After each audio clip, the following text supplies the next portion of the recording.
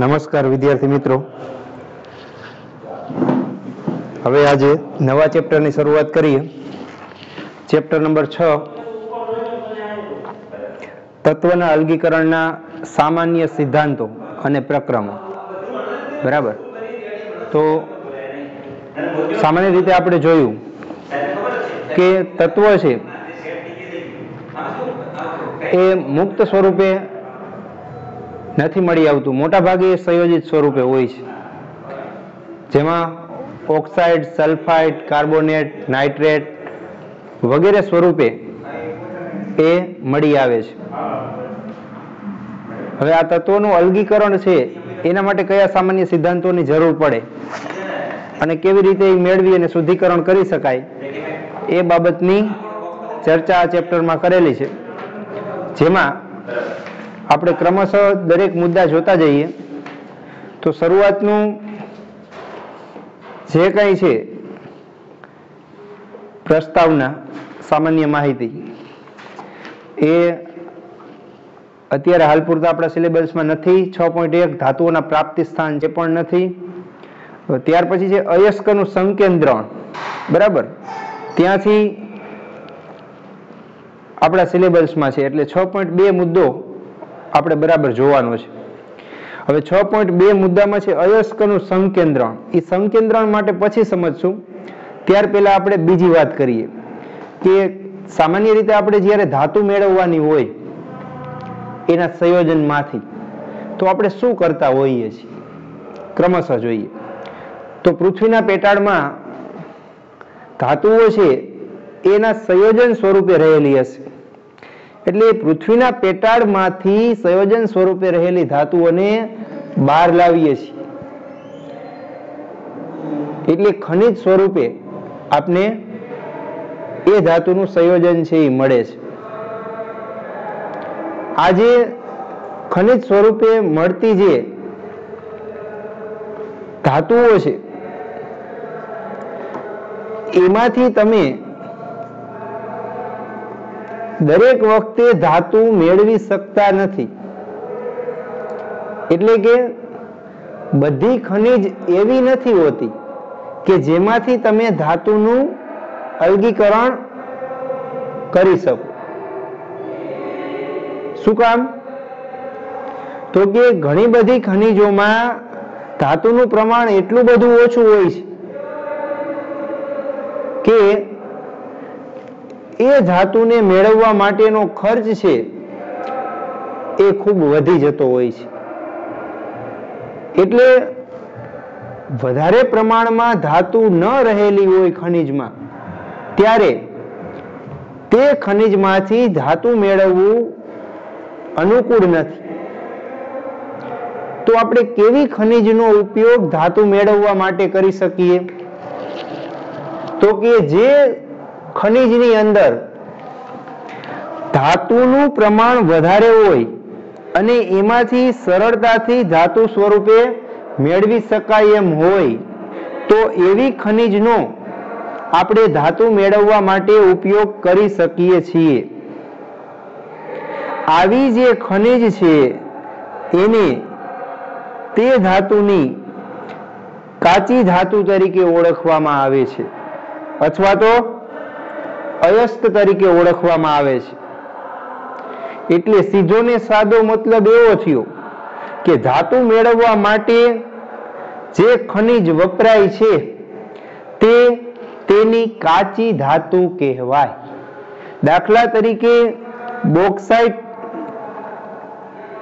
માંથી એલ્યુમિનિયમ મેળવવામાં આવે છે, તો બોક્સાઇટ છે એ એલ્યુમિનિયમની કાચી ધાતુ છે. એવી જ રીતે હિમેટાઇટ, મેગ્નેટાઇટ વગેરેમાંથી એફી મેળવવામાં આવે છે, તો હિમેટાઇટ, મેગ્નેટાઇટ છે એ એફીની કાચી ધાતુ છે. બરાબર, સમજાઈ ગયું? એટલે કાચી ધાતુ એટલે જે ખનિજમાંથી આપણે ધાતુ મેળવી શકીએ છીએ, અથવા તો જે ખનિજમાંથી આપણે ધાતુ વ્યવહારુ રીતે મળી શકે એમ છે એવી ખનિજ એની કાચી ધાતુ કહેવાય. બરાબર. તો જુદી જુદી ખનિજો પૃથ્વીના પેટાળમાંથી મળશે, એ બધાયમાંથી આપણે ધાતુ મેળવી શકીએ નહીં. બરાબર. તો જેમાંથી મેળવી શકીએ એવી જે ખનિજ છે એ કાચી ધાતુ તરીકે ઓળખાય છે. અને આ કાચી ધાતુ છે એની અંદર ધાતુના સંયોજન સિવાયની ઘણી બધી અશુદ્ધિઓ રહેલી હોય છે. હવે આ જે કાચી ધાતુ છે એમાં કાચી ધાતુના સંયોજન સિવાયની ઘણી અશુદ્ધિ હશે. એ જે અશુદ્ધિ છે તેને ગેંગ તરીકે ઓળખવામાં આવે છે. એટલે ધાતુ સિવાયનો વધારાનો જે ભાગ છે અથવા જે અશુદ્ધિ છે એ ગેંગ તરીકે ઓળખાય છે. બરાબર. તો આપણે હવે શું કરવું પડે કાચી ધાતુ મેળવવા માટે? તો કે જે કાચી ધાતુનું સંયોજન છે એને આ અશુદ્ધિથી પહેલા અલગ કરવું પડે. એટલે કે અશુદ્ધિને તમારે દૂર કરવી પડે છે. તો અશુદ્ધિને દૂર કરવા માટે ઘણી બધી પદ્ધતિઓ વપરાય છે. આ જુદી જુદી પદ્ધતિઓને કાચી ધાતુનું સંકેન્દ્રીકરણ કહેવાય. એટલે સૌ પ્રથમ તબક્કો શું આવે? તો કે કાચી ધાતુ નક્કી કર્યા પછી એનું સંકેન્દ્રણ કરવું પડે. સંકેન્દ્રણ એટલે એ કાચી ધાતુમાંથી શક્ય તેટલી અશુદ્ધિ દૂર કરી અને એમાં ધાતુનું પર્સન્ટેજ પ્રમાણ વધે એવા પ્રયત્ન કરવા. બરાબર. સંકેન્દ્રણ કરવાથી શું થશે? તો કે સામાન્ય અશુદ્ધિઓ દૂર થવાથી કાચી ધાતુમાં ધાતુનું ટકાવાર પ્રમાણ વધશે. બરાબર. તો સંકેન્દ્રણ માટે ઘણી બધી પદ્ધતિઓ છે, જેમાંથી 4 પદ્ધતિ આપણે જોશું. જલીય પ્રક્ષાલન, બીજી છે ચુંબકીય અલગીકરણ, ત્રીજી છે ફીણ પ્લવન અને ચોથી છે નિક્ષાલન. બરાબર. હવે ચારેય પદ્ધતિ માંથી કોઈ પણ એક પદ્ધતિ અથવા તો એકથી વધારે પદ્ધતિનો ઉપયોગ કરી અને ધાતુનું સંકેન્દ્રણ કરવામાં આવે છે. હવે સંકેન્દ્રણ કર્યા પછી શું કરવાનું? તો કે અશુદ્ધિ તમે દૂર કરી દીધી પછી સંકેન્દ્રિત અયસ્કમાંથી એનું અલગન કરવાનું. અલગન એટલે છૂટી પાડવાની. હવે આ કાચી ધાતુનું જે સંયોજન હોય એમાંથી ધાતુને તમારે છૂટી પાડવાની. એ બીજો તબક્કો છે. અને ત્રીજો તબક્કો છે ધાતુ છૂટી પડ્યા પછી એનું શુદ્ધિકરણ કરવું. એટલે આમ 3 તબક્કામાં ધાતુ છે એ શુદ્ધ સ્વરૂપે કાચી ધાતુમાંથી પ્રાપ્ત થશે. એટલે મુખ્ય 3 તબક્કાને તમારે અનુસરવાનું છે. પહેલું તો કાચી ધાતુનું સંકેન્દ્રણ કરશું, પછી એમાંથી એનું અલગન કરશું અને પછી ધાતુનું શુદ્ધિકરણ કરશું. બરાબર. શુદ્ધિકરણ માટે પણ જુદી જુદી પદ્ધતિ હોઈ શકે અને સંકેન્દ્રિત અયસ્કમાંથી અલગન માટેની પણ જુદી જુદી પદ્ધતિ હોઈ શકે. બધી પદ્ધતિની આપણે ચર્ચા કરતા જશું. એમાં સૌ પ્રથમ આપણે જોઈએ સંકેન્દ્રણ, કાચી ધાતુનું સંકેન્દ્રણ. જો હવે અહીંયા હેડિંગ છે અયસ્કનું સંકેન્દ્રણ. અયસ્ક એટલે કાચી ધાતુ. હવે તમને ખ્યાલ આવી ગયો હશે કે કાચી ધાતુ શું છે? તો કે પૃથ્વીના પેટાળમાંથી જે ખનિજ મળે છે એ ખનિજમાંથી તમે સરળતાથી ધાતુ મેળવી શકતા હોય એવી ખનિજને કાચી ધાતુ તરીકે ઓળખવામાં આવે છે. અને કાચી ધાતુમાં ધાતુના સંયોજન સિવાયની વધારાની જે કાંઈ અશુદ્ધિ હોય એને ગેંગ તરીકે ઓળખવામાં આવે છે. બરાબર. હવે આ કાચી ધાતુમાંથી આપણે ધાતુ મેળવવાની જે કાંઈ પ્રોસેસ કરશું એ પ્રોસેસ છે એ ધાતુ કર્મ વિધિ તરીકે ઓળખાય છે. અને આ ધાતુ કર્મ વિધિમાં સંકેન્દ્રણ, સંકેન્દ્રિત અયસ્કમાંથી અલગન અને ધાતુના શુદ્ધિકરણ તબક્કાનો અભ્યાસ કરીશું. બરાબર. તો સૌ પ્રથમ જોઈ સંકેન્દ્રણની પદ્ધતિ અથવા અયસ્કનું સંકેન્દ્રણ. તો સંકેન્દ્રણની જુદી જુદી પદ્ધતિઓમાંથી પહેલી પદ્ધતિ છે જલીય પ્રક્ષાલન. તો કેવી રીતે આપણે જલીય પ્રક્ષાલનથી ધાતુનું સંકેન્દ્રણ કરીશું? જો તો સૌ પ્રથમ આપણે કાચી ધાતુ મળી, એમાં અશુદ્ધિ છે. તો આજે કાચી ધાતુ અને અશુદ્ધિ છે એમાંથી આપણે અશુદ્ધિને દૂર કરવી છે. તો એને દૂર કરવા માટે જલીય પ્રક્ષાલન છે એ વિશિષ્ટ ઘનતાના તફાવતના સિદ્ધાંત ઉપર કાર્ય કરે છે. એટલે એને ઘનતા અલગીકરણ પણ કહેવાય. એટલે ઘનતાના તફાવત ઉપર કાર્ય કરે એટલે તમે સમજી ગયા છો કે ઘનતાના તફાવત ઉપર કોઈ પદ્ધતિ કાર્ય કરતી હોય તો હલકા પદાર્થો અને ભારે પદાર્થોને જુદા પાડવાનું કામ થતું હોય. એટલે આપણી કાચી ધાતુમાં બે વસ્તુ છે, એક અયસ્ક અને ગેંગ કણો. ગેંગ એટલે અશુદ્ધિ, અયસ્ક એટલે કાચી ધાતુનું જે સંયોજન છે તે ઓક્સાઇડ, સલ્ફાઇડ, નાઇટ્રાઇટ, કાર્બોનેટ વગેરે. બરાબર. તો આ જે કાચી ધાતુ હોય એને દળીને પાવડર બનાવવામાં આવે. એ પાવડરમાંથી પાણી છે એ પસાર કરવામાં આવે. પસાર કરવાથી હલકા કણો છે એ પાણી સાથે ધોવાઈ જાય છે, જ્યારે ભારે કણો છે એ બાકી રહી જાય છે. આ ભારે કણો છે એની અંદર શું હશે? અયસ્ક અથવા કાચી ધાતુ હશે. તો એ કાચી ધાતુ છે એ આપને મળે છે. એટલે અહીંયાથી હલકા કણો છે એ જે દૂર થાય છે, જો બધી અશુદ્ધિ દૂર થઈ જતી નથી, પણ જે આ પદ્ધતિનો ઉપયોગ કરશો એટલે એમાંથી થોડી ઘણી અશુદ્ધિ દૂર થશે. બરાબર. કઈ અશુદ્ધિ? તો કે હલકા કણો ધોવાઈને દૂર થાય છે. ભારે કણો હશે તો અયસ્ક સાથે તમને મળવાના જ છે. એટલે બધી અશુદ્ધિ આનાથી દૂર નથી થઈ જતી, પણ જે દૂર થાય છે એના કારણે ધાતુનું ટકાવાર પ્રમાણ કાચી ધાતુમાં વધે છે. એને ધાતુનું સંકેન્દ્રીકરણ કહેવાય. તો સિમ્પલ પદ્ધતિ છે કે પાણી વડે કાચી ધાતુને, પાવડર સ્વરૂપે રહેલી કાચી ધાતુને ધોવામાં આવે છે અથવા એના ઉપરથી પાણીનો પ્રવાહ પસાર કરવામાં આવે છે, ત્યારે જે હલકા કણો અને ભારે કણો છે એ ઘનતાના તફાવતને કારણે અલગ પડે છે. હલકા કણો છે એ પાણી સાથે વહી જશે અને જ્યારે ભારે કણો છે એ અયસ્ક બાકી રહી જશે. બરાબર. તો આ ઘનતાના સિદ્ધાંત ઉપર કાર્ય કરતી જલીય પ્રક્ષાલન પદ્ધતિથી તમે કાચી ધાતુનું સંકેન્દ્રણ કરી શકો છો. સમજાઈ ગયું? ત્યાર પછી જો બીજી પદ્ધતિ છે ચુંબકીય અલગીકરણ.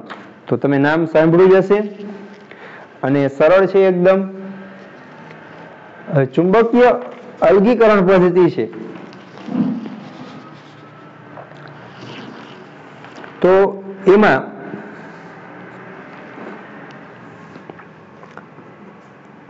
એવી કાચી ધાતુનો જ ઉપયોગ કરી શકાય કે જે ચુંબકીય ક્ષેત્ર વડે આકર્ષિત થતી હોય, અથવા એવી કાચી ધાતુનું જ સંકેન્દ્રણ થાય કે જેમાં ગેંગના કણો છે એ ચુંબકીય ક્ષેત્ર વડે આકર્ષિત થતા હોય. એટલે બે માંથી એક, અયસ્ક અથવા ગેંગ, ચુંબકીય ક્ષેત્ર વડે આકર્ષિત થાય તો જ આ પદ્ધતિથી તમે કાચી ધાતુનું સંકેન્દ્રણ કરી શકો છો. બરાબર. નહીતર સંકેન્દ્રણ કરી શકાતું નથી. એટલે અયસ્ક અથવા ગેંગ એટલે કે અશુદ્ધિ અથવા કાચી ધાતુ, બે માંથી એક ચુંબક પ્રત્યે આકર્ષણ દર્શાવતા હોવા જોઈએ. બરાબર. ચુંબક પ્રત્યે આકર્ષણ દર્શાવે એટલે આ પદ્ધતિ છે એ ચુંબકીય ગુણધર્મ ઉપર આધારિત છે એવું કહી શકાય. જેમાં મોટા ભાગે કોના માટે આ પદ્ધતિ કામ આવશે? તો કે આપણે ખબર છે કે આયર્ન છે, લોખંડ છે, એ ચુંબક પ્રત્યે આકર્ષણ દર્શાવે છે. એટલે લોખંડની જે કાચી ધાતુઓ છે એ કાચી ધાતુઓને સંકેન્દ્રિત કરવા માટે ચુંબકીય અલગીકરણ પદ્ધતિ ઉપયોગી થાય. પણ આ પદ્ધતિમાં તમે બે ભાગ પાડી શકો. એક તો ચુંબક પ્રત્યે આકર્ષિત થતો ભાગ અને ચુંબક પ્રત્યે આકર્ષિત ન થતો ભાગ. આ બંને ભાગ જુદા પડે એટલે કાચી ધાતુ છે એનું ટકાવાર પ્રમાણ છે એ વધશે. બરાબર. તો આના માટે જો ખાસ પ્રકારની સિસ્ટમ તૈયાર કરેલી હોય છે, જેમાં તમે જોઈ શકો છો કે એક ચુંબકીય રોલર છે, બીજી બાજુ સાદું રોલર છે, એમની ઉપર બેલ્ટ લગાવેલો છે. આ રોલર છે એ ફરતા હોય છે. બરાબર. હવે આ જે બેલ્ટ ફરે છે એ બેલ્ટ ઉપર આપણે કીધું કે કાચી ધાતુને દળીને પાવડર બનાવશું, એ પાવડર છે એ ઉમેરવામાં આવે છે. હવે પાવડર ઉમેરી એટલે શું થાય? તો કે બેલ્ટની સાથે સાથે એ પાવડર છે એ આગળ વધશે.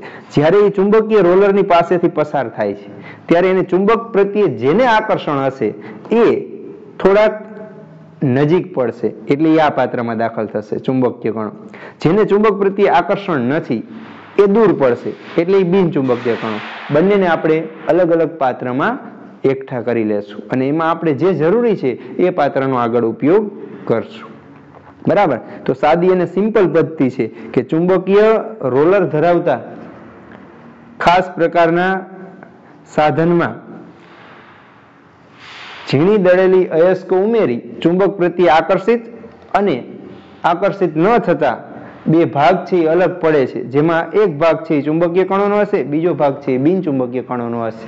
હવે જો આપણી કાચી ધાતુ છે એ ચુંબક પ્રત્યે આકર્ષણ ધરાવતી હોય તો એ પેલા પાત્રમાં એકઠી થશે, એ ચુંબકીય કણો વાળો ભાગ હશે. બાકીની બિન ચુંબકીય અશુદ્ધિ છે એને ન જરૂર હોય તો આપણે દૂર કરી શકીએ. અથવા ઘણીવાર એવું બને કે અશુદ્ધિ છે એને ચુંબક પ્રત્યે આકર્ષણ હોય તો અશુદ્ધિ પેલા પાત્રમાં ભેગી થશે, જ્યારે કાચી ધાતુ છે એ બીજા પાત્રમાં ભેગી થશે. બરાબર છે. એટલે બંનેમાંથી એકને ચુંબક પ્રત્યે આકર્ષણ હોય તો આ પ્રકારની પદ્ધતિથી આપણે કાચી ધાતુનું સંકેન્દ્રણ કરી શકીએ છીએ. બરાબર. તો સિમ્પલ પદ્ધતિ છે. ત્યાર પછી એના પછીની પદ્ધતિ છે ફીણ પ્લવન પદ્ધતિ. જો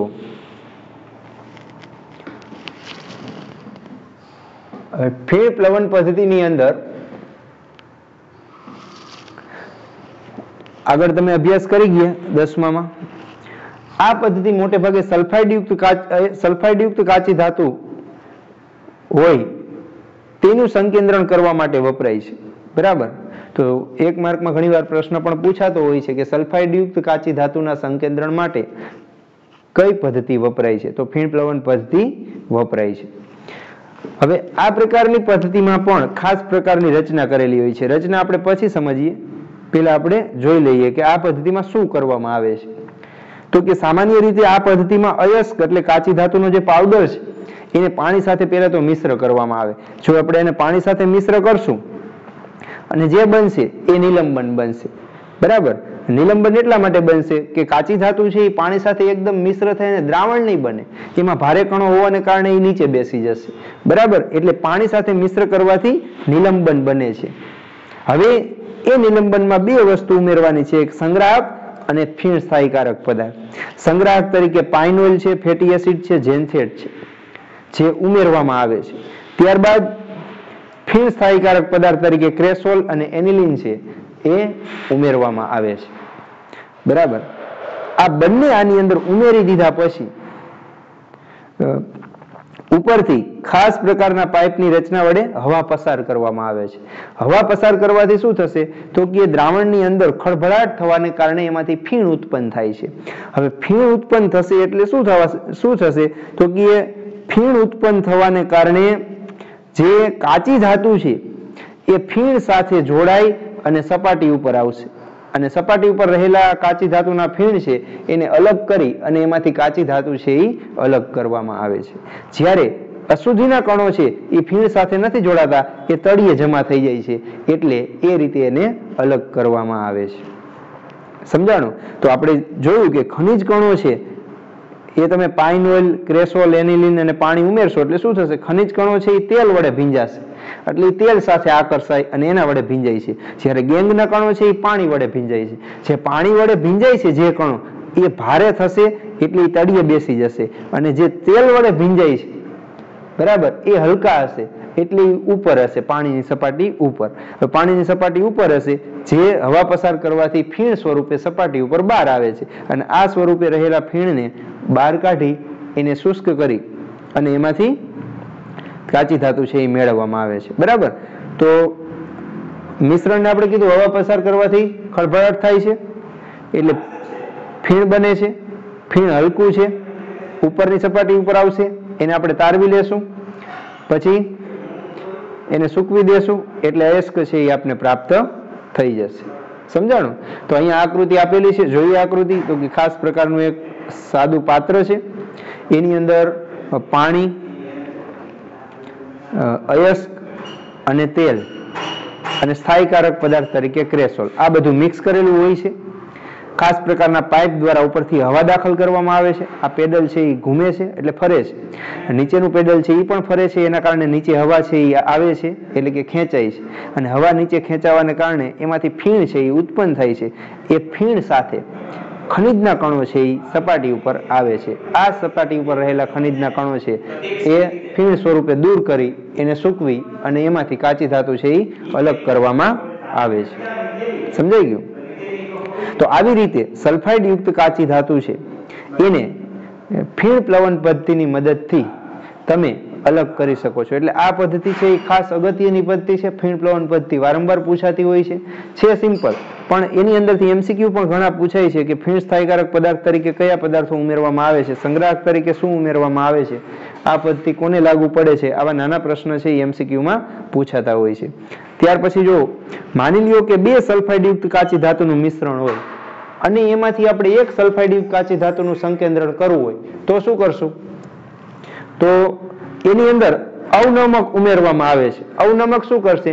2 સલ્ફાઇડયુક્ત કાચી ધાતુમાંથી એકના જ ફીણ બનવા દેશે, એકના નહીં બનવા દે. દાખલા તરીકે અહીં ZnS ને PbS નું મિશ્રણ છે, 2 સલ્ફાઇડયુક્ત છે, મારે એનું સંકેન્દ્રણ કરવું છે તો શું કરશું? તો કે એમાં NaCN અવનમક તરીકે ઉમેરવામાં આવે છે. હવે NaCN ઉમેરશો એટલે શું થશે? તો કે NaCN છે એ ZnS સાથે જોડાઈ જાય છે, એટલે એ ફીણ સાથે નહીં જાય.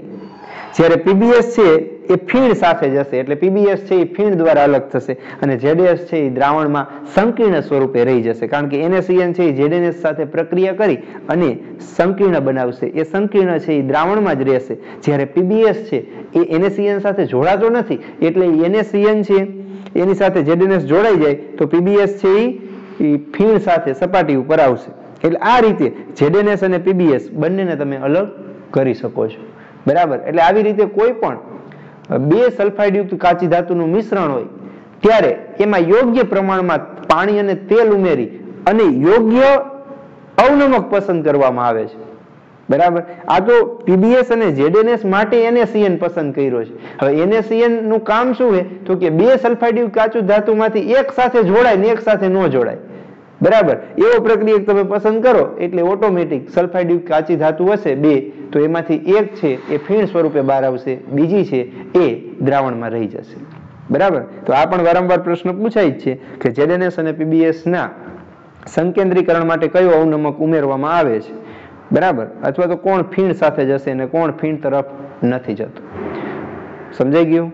તો આ ત્રીજી પદ્ધતિ થઈ. ચોથી પદ્ધતિ છે નિક્ષાલન, એ આપણે પછી જોશું. ઓકે.